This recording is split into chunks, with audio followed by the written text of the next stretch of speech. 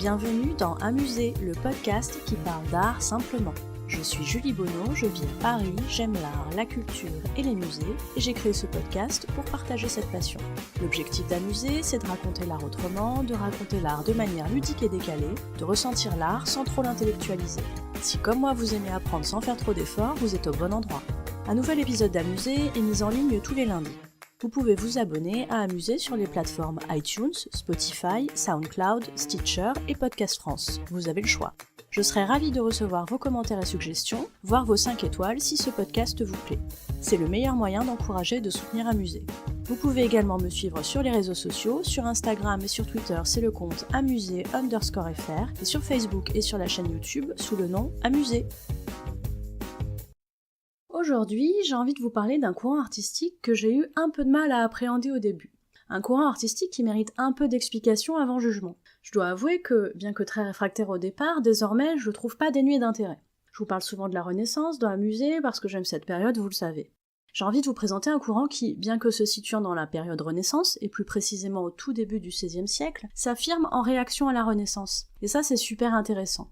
Comme dans toutes les périodes, il y a le mouvement dominant et le mouvement qui se crée en réaction à celui-ci. Je vais donc vous parler du maniérisme.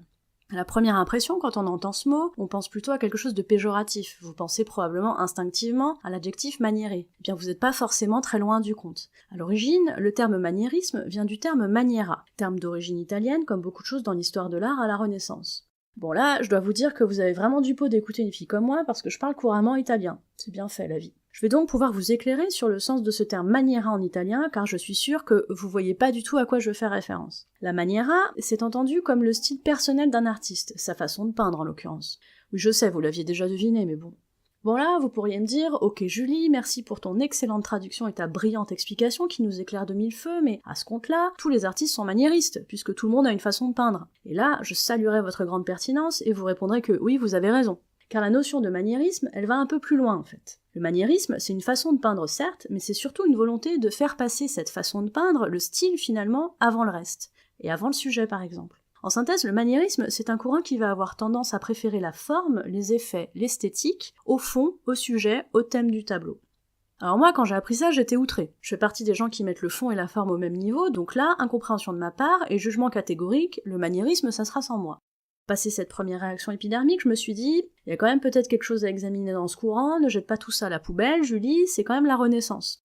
Oui, je me fais du chantage affectif à moi-même. Et là, j'ai réalisé que le maniérisme, il avait quand même quelques atouts.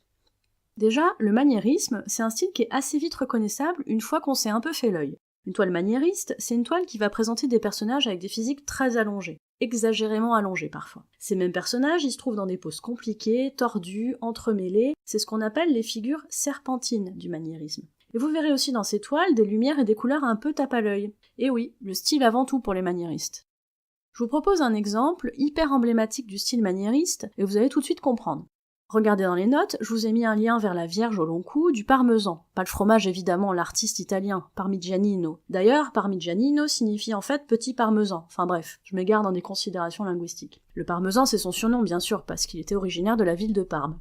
Bon alors, cette Vierge au long cou, faisons sa checklist maniériste.